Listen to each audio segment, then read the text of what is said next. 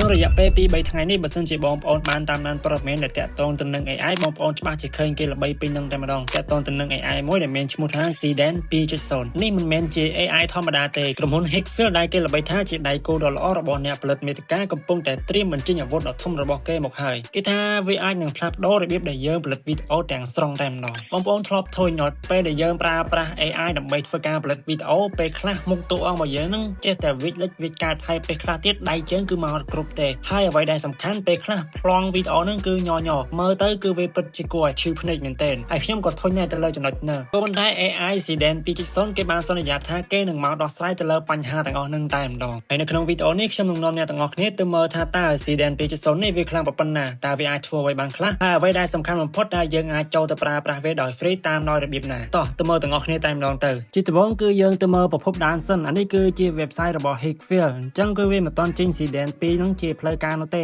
ក៏ប៉ុន្តែអ្នកទាំងគ្នាអាចធ្វើការដាក់ email របស់អ្នកទាំងគ្នានៅត្រង់ចំណុចនេះមកបន្តមកទៀតគឺអ្នកទាំងគ្នាអាចចុចពាក្យថា notify me អញ្ចឹងនៅពេលដែល Sedan 2.0 នឹងវាចេញជាផ្លូវការខាង Hikvision គេនឹងធ្វើការផ្ញើជា email ទៅអ្នកទាំងគ្នាតែម្ដងហើយចំពោះ link នៃ website នេះគឺខ្ញុំបានដាក់នៅខាងក្រោម description និងនៅក្នុង comment នៃវីដេអូនេះតែម្ដងហើយយើងទៅមើលមួយទៀតហើយនេះគឺជា blog របស់ Hikvision មួយទៀតដែលនិយាយតាក់ទងទៅនឹង Sedan នឹងហើយនៅក្នុង blog នេះគឺវាបានរៀបរាប់ទាំងអស់តែម្ដងថា AI Sedan 2.0 នឹងគឺខ្លាំងដល់កម្រិតណាស់ហើយអាចធ្វើអ្វីបានខ្លះចំពោះចំណុចដែលខ្ញុំចាប់អារម្មណ៍ខ្លាំងជាងគេគឺតាក់ទងទៅនឹងចំណុចមួយនេះគឺ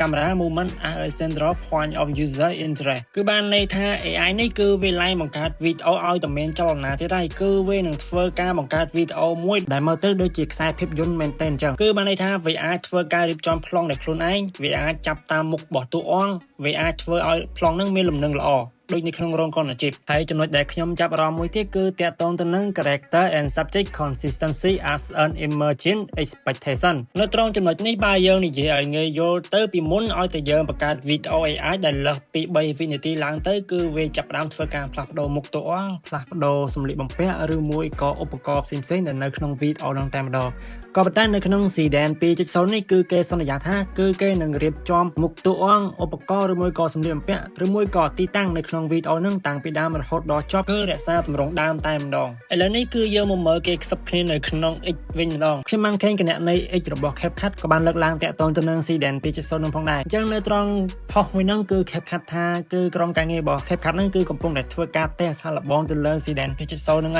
ហើយគេក៏ក្រុងនឹងចេញ model AI Sedan 2.0 នេះនៅលើកម្មវិធីរបស់ CapCut នឹងផងដែរហើយចំពោះគណនី X របស់ Jim Hui នេះវិញគាត់បានលើកឡើងថាគាត់បានធ្វើការ generate ឈុតឆាកវាយគ្នាឬមួយក៏គេហៅថា storyboard ដោយប្រើប្រាស់ AI Nano Banana បន្ទាប់មកទៀតគាត់ក៏បាន upload រូបនឹងចូលទៅក្នុង Sedan 2.0 ហើយគាត់បានធ្វើការ generate បន្ទាប់មកទៀតនេះគឺជាលទ្ធផលដែលគាត់ទទួលបាន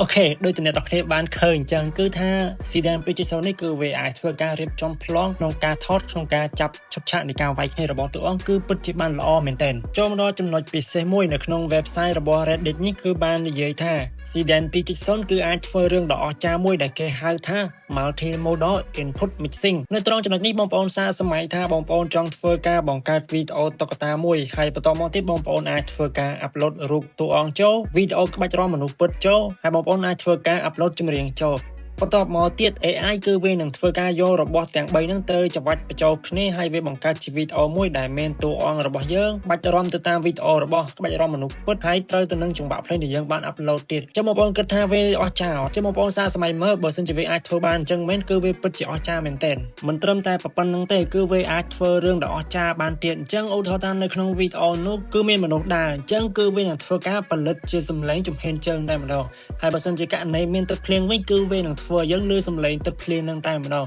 អញ្ចឹងគឺយើងមិនបាច់ធ្វើការទៅអង្គុយដាក់ sound effect អញ្ញៃទៀតនោះទេគឺវាពិតជាធ្វើឲ្យយើងខាត់ពេលមែនទេបើសិនជាយើងត្រូវចំណាយពេលទៅដាក់ sound effect បន្ថែមទៀតអញ្ចឹងឆ្លៀតពេល Sedan 2.0 មិនទាន់ចេញបងប្អូនក៏អាចចូលទៅកាន់ website របស់ Hikvision បានផងដែរដើម្បីធ្វើការតេស្តសាកល្បងទៅលើ Sedan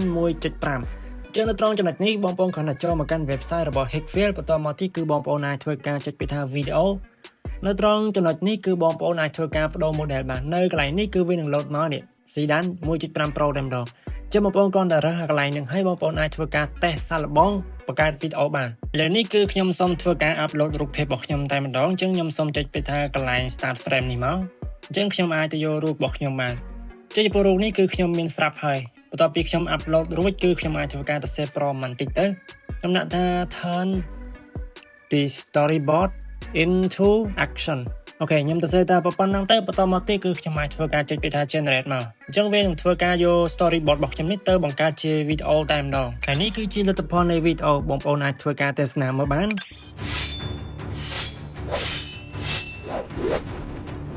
好功夫承让了 ចឹងវីដេអូនៅក្នុងថ្ងៃនេះគឺខ្ញុំមានតែប៉ុណ្្នឹងទេតើបងប្អូនយល់យ៉ាងណាដែរចំពោះ Sedan 2.0 នេះតើបងប្អូនចង់ខ្ញុំធ្វើវីដេអូទាក់ទងទៅនឹងការប្រើប្រាស់ Sedan 2.0 នេះជាក់ស្ដែងតែម្ដងឬអត់ហើយបើសិនជាបងប្អូនចង់អាចធ្វើការ comment ប្រាប់ខ្ញុំនៅខាងក្រោមនេះផងអរគុណសម្រាប់ការទស្សនាជួបគ្នានៅវីដេអូក្រោយបាយបាយ